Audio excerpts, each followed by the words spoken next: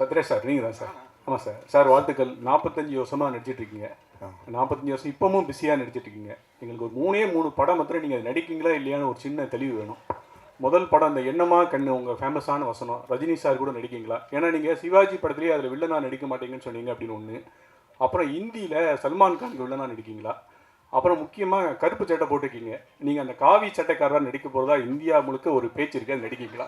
இந்த 3க்கு விளக்கம் கொடுத்தீங்கன்னா போதும். இன்னும் ஏதாச்சும் கேள்வி இருக்கா? பாருங்க, எல்லாம் என்னன்னா இன்னைக்கு இருக்கிற கார்பரேட் கம்பெனியில் ஒவ்வொரு விஷயம் அவங்க தான் சொல்லணும். இல்லை தனஜயன் சார், அவங்க தான் அனௌன்ஸ் பண்ணணும். அதனால் ஊடகமாக சொல்ல நீங்கள் ஏதாச்சும் கிசு கிசு மாதிரி எழுதிக்கலாம் ஒழிய ஏன் வாயிலேருந்து வரக்கூடாது அப்படிங்கிற மாதிரி அக்ரிமெண்ட் இருக்குது. அதனால தான் இந்த கேள்விகளுக்கு பதில் சொல்ல முடியறதில்ல. இந்த கூலி வந்துருச்சு இன்னைக்கு ஆன் போர்டு இல்லை சார்? ஆமாம், கூலியில் ரஜினி சார் படம் நடிக்கிறேன். அது வந்து அவங்க அனௌன்ஸ் பண்ணிட்டாங்க. மீதி கேள்விகளுக்கெல்லாம் அவங்க தான் சொல்லணும். நானா முந்திரி கொட்ட மாதிரி சொல்ல இல்லை, அக்ரிமெண்ட் இருக்குது. அவங்க இப்போ தேவையில்லாமல் நம்ம மேலே கேஸ் போட்டிருப்பாங்க. அதுக்காக தான் சொல்கிறேன். விஜய் எதுங்க? அதுதான் அக்ரிமெண்ட்டு. இல்லை, அவங்க சைட்லேருந்து வரணும் அப்படிங்கிறது அவங்களுடைய அக்ரிமெண்ட். எதுங்க? இல்லை, அதை அவங்க தான் சொல்லணும். அவர் பிரைம் மினிஸ்டர் மோடி சார். இல்லை, அது இல்லைங்க, அது அப்படி யாரும் கேட்கல. ஆமாம், அப்படியே நடித்தாலும் நல்ல என்னுடைய நண்பன் இப்போ இல்லை. மணிவண்ணன் மாதிரி ஒரு டைரக்ட் பண்ணாங்கன்னா எல்லாம் ஆசிட்டிஸ் அப்படியே எடுப்பாங்க. இல்லை, விஜய் மில்டன் சார் வந்து அப்படியே எடுக்கலாம் அப்படின்னாலும் கூட ஓகே. வெற்றிமாறன் மாதிரி, ரஞ்சித் மாதிரி, மாரி செல்வராஜ் மாதிரி டைரக்ட் பண்ணாங்கன்னா மோடி பயோபிக் நல்லா இருக்குன்னு நினைக்கிறேன்.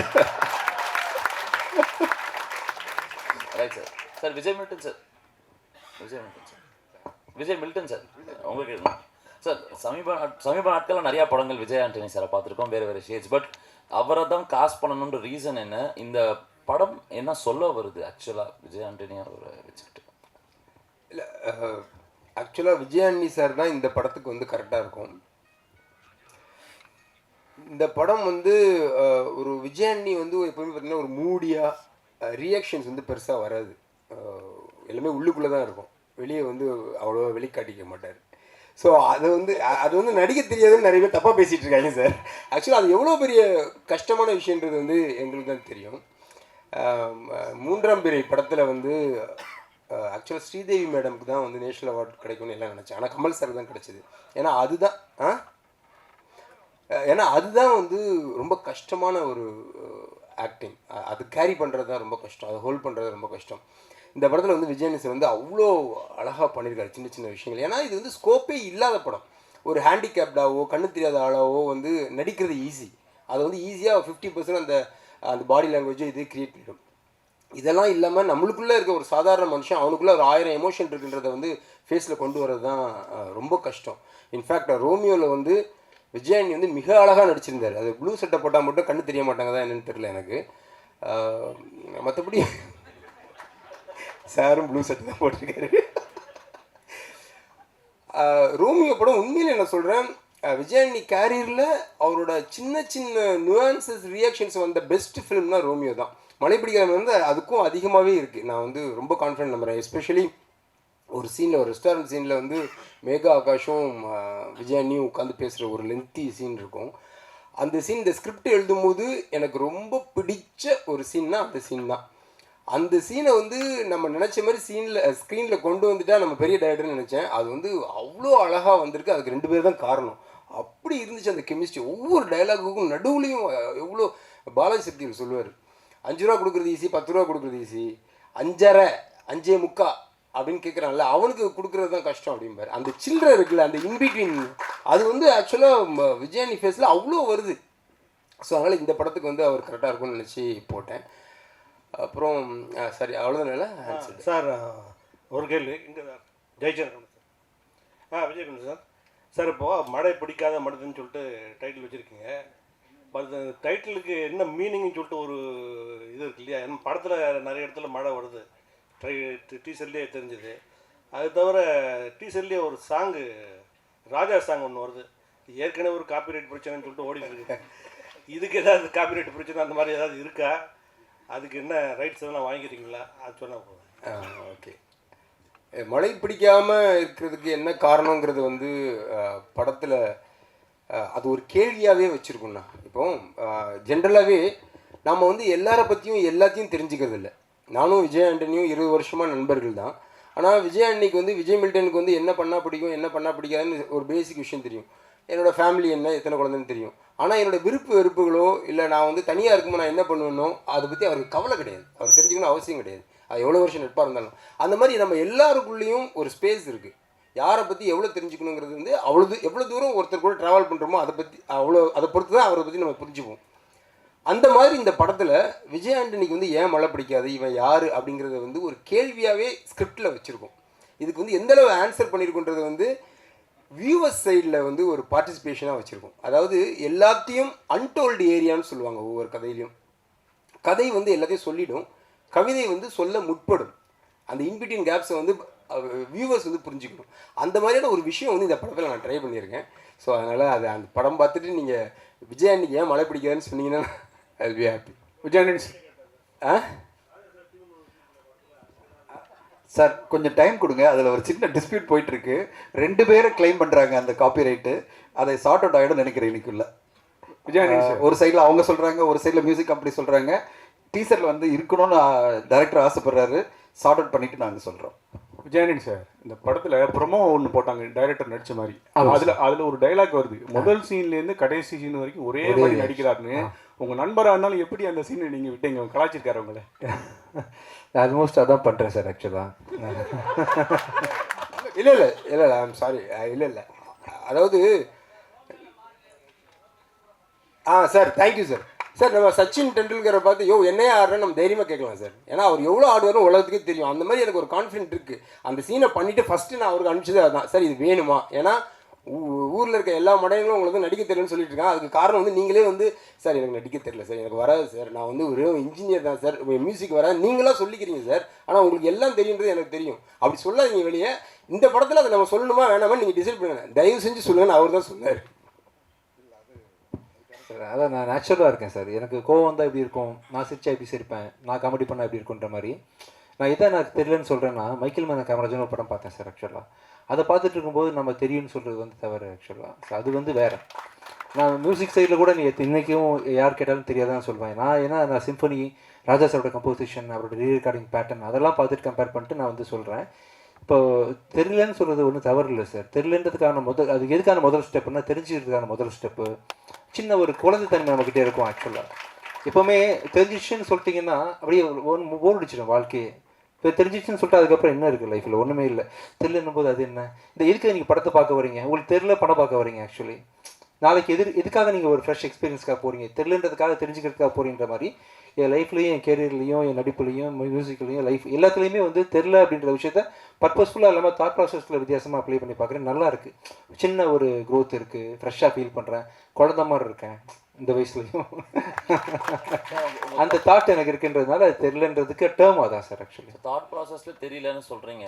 ஆமாம். பட் உங்கள் சாங்ஸில் வந்து ஒரு கேட்சி ஃப்ரேஸ் ஒன்று நீங்களே கொண்டு வருவீங்க. அந்த கேட்சி ஃப்ரேஸ் பெரிய ஹிட் ஆகும்.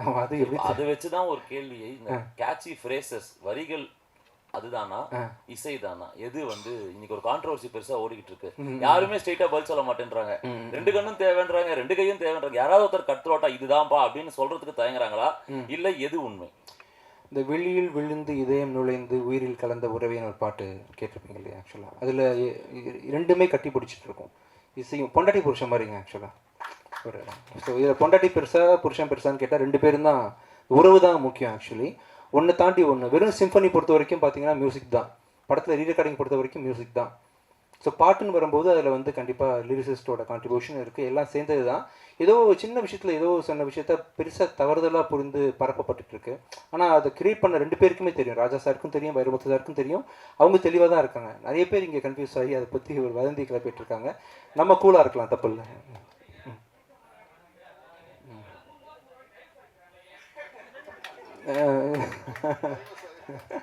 வழக்கமாக என்ன ஒருத்தர் கேட்பார், அவர் நீங்கள் தானா? ஆக்சுவலாக நீங்கள் தானா? அவரை காணவே நினச்சிருந்தேன். நீங்கள் தானா? ஒருத்தர் அவர் வந்திருக்காரு அன்னைக்கு. வரல என்னடா ஒரு காணவேன்னு பார்த்துட்டு இருந்தேன். இந்த கேட்டிங்கன்னா அதுக்கு ஆமாம் ஆமாம். ம் ம் ம் ம் இல்லை, அவங்களுக்கு பிடிச்ச வரைக்கும் இருக்காங்க, பிடிக்காதப்போ பிரிச்சுக்கிறாங்க, அவ்வளோதான் மேட்ரு. அதில் ஒன்றும் அவங்க வந்து அன்னிலேருந்து பீஸ்ஃபுல்லாக இருக்காங்க வச்சுக்கோமே. அவங்க வாழ்க்கை அவங்களுக்கு ரொம்ப டாக்ஸிக்காக இருக்குது. இந்த நாள்லேருந்து நம்ம வேறு மாதிரி வாழ்ந்து பார்க்கலாம், நண்பர்களாக மாறிடுறாங்க, புருஷன் பண்றது ஃப்ரெண்ட்ஸாக மாறிடுறாங்க. அதான் நான் சொல்றது புரிஞ்சிச்சுங்க. ஆன்சரோ இதோட முடிச்சுக்கலாம்னு நினைக்கிறேன். Ramana sir, yes sir. Ramana sir, Ramana sir, உங்களுக்கு ஒரு கேள்வி.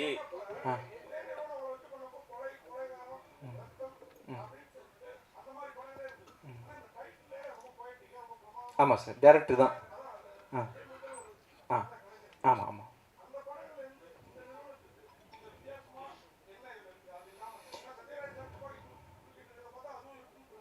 ஆ காஸ்ட் ஆஃப் ப்ரொடக்ஷன் ரொம்ப அதிகம் சார். நிறைய ஆர்டிஸ்ட் குவாலிட்டி, ரொம்ப நிறைய டைம் எடுத்து பண்ணியிருக்காங்க. விஜய் மில்டன் சாரோட கேமரா ஒர்க் பார்த்தீங்களா? ஆக்சுவலி நானே ஃபஸ்ட் டைம் கீழேருந்து பார்க்குறேன். இந்த ட்ரெயிலர் நான் பார்க்கல, என்கிட்ட காட்டல. ஃபஸ்ட் டைம் பார்க்குறேன். எனக்கு திடீர்னு இந்த கதையில் இருந்த எனக்கே இது வந்து பிரம்மாண்டமாக இருந்துச்சு. பிரம்மாண்டமாக பண்ணியிருக்காங்க ப்ரொடக்ஷன் அப்படின்ற விஷயத்தில் வந்து இந்த படம் அவங்களுக்கு பெரிய வெற்றியை தரும் நம்புறேன். ரமணா சார், உங்களுக்கு ஒரு கேள்வி. Yes sir. மறுபடியும் அதாவது டைரக்டராக இருந்து நடிகராயிட்டீங்க இல்லையா? இப்போ மறுபடியும் வந்து நீங்கள் டைரக்ஷன் பண்ணணும், நம்ம சேர்ந்து பண்ணணுன்ட்டு விஜய் ஆண்டனி சார் சொல்லிட்டார். இப்போ நீங்கள் மறுபடியும் டைரக்ஷன் பண்ண வந்தால் அவருக்கு என்ன மாதிரி கதை வச்சுருக்கீங்க, என்ன மாதிரி கேரக்டர்கள் கொடுப்பீங்க? இப்போ தான் முதல் முறையாக அவர் என்கிட்ட நானும் அவரும் பழகல. கொஞ்சம் கடந்த ஒரு 3 வருடமாகவே நானும் விஜய் ஆண்டனியும் கொஞ்சம் நெருங்கி தான் பழகிட்டு இருக்கோம். இந்த படத்தில் மூலமாக அவரோட நான் ட்ராவல் பண்ணுறது, அவரோட இருக்கிறது, அவரோட பேசுகிறது, சினிமாவை தாண்டி நிறைய நாங்கள் 2 பேரும் பேசுகிறது அப்படின்ற நிறைய சந்திப்புகளும் நிகழ்வுகளும் நடந்திருக்கு. இதனோட கலெக்டிவாக, அதாவது வந்து ஒரு ஹீரோவாக, ஒரு மியூசிக் டைரக்டராக, ஒரு ப்ரொடியூசராக, ஒரு சக மனிதனா, ஒரு வெற்றி தோல்விகளை சந்தித்த ஒரு போராளியா, இது எல்லாம் சார்ந்துமே அவரோட எனக்கு ஒரு குறிப்பிட்ட காலம் அவரோட நான் கடந்திருக்கேன். இதனோட பிரதிபலிப்பாக அந்த கதை இருக்கும். விஜய் ஆண்டனி சார், போன ஆடியோ லான்ச், அதாவது ரோமியோ படத்துடைய ஆடியோ லான்ச்சில் வந்து ஏதாவது ஒரு கிசு கிளப்பணும் அப்படின்னு சொன்னீங்க. இதில் எதுவும் இல்லையா? நீங்கள் ட்ரை பண்ணுறீங்களா? அதாவது நான் டைம் தரேன், 5 நிமிஷம் வெயிட் பண்ணுறேன். இங்கே கொஞ்சம் நீங்களாக வெயிட் பண்ணீங்கன்னா நானும் வெயிட் பண்ணுறேன். ஏதாவது கடினமாக முயற்சி பண்ணி ட்ரை பண்ணுறீங்க? சரி, அப்போ நான் சார் பண்ணணும் சார். சலீம் 2 வரப்போகுது ஃபியூச்சரில், கதை எழுதிட்டு இருக்கேன் சார். கிசுக்கு பதில் சொல்லுங்க. கிசுக்கு நான் வாங்கலைங்க, மேலே அதை பேசுவோம், வேறெல்லாம் வரல. நம்மளே ட்ரை பண்ணுவோம். சரி, புது இயக்குனர்கள் வந்து உங்களுக்கு நிறைய கதை சொல்றாங்க. ஆமாம் ஆமாம் ஆமாம். அதை பற்றி நீங்கள் சொல்லுங்க. இல்லை, ரொம்ப யங் டேலண்ட்ஸ்லாம் ரொம்ப அதுவே கிசுக்கு தான் நீங்கள் சொல்லணும். அது எப்படி நிறைய பேர் பாப்பா, உங்கள் பேர் என்ன பாப்பா? இல்லை, திறமையான இயக்குநர்கள் வராங்க. முன்னாடிலாம் பார்த்தீங்கன்னா ஃபிலிம் ரோல் இருந்தால் தான் படம் எடுத்து பார்க்க முடியும், ரொம்ப கஷ்டம். இப்போ பார்த்தீங்கன்னா வெறும் ஃபோன்லேயே வந்து நம்ம வீட்டில் ஷூட் பண்ணிக்கலாம், ஃப்ரீ சாஃப்ட்வேர்ஸ் எடிட் பண்ணிக்கலான்ற மாதிரி இப்போ வந்து படம் பண்ணுற ஃபில்ம் மேக்கர்ஸ் எல்லாமே வேறு லெவலில் பண்ண ஆரம்பிச்சிட்டாங்கன்ற மாதிரி க்ரோத் இருக்குது. இதை நீங்கள் கிசுன்னு வேறு எழுதிக்கங்க.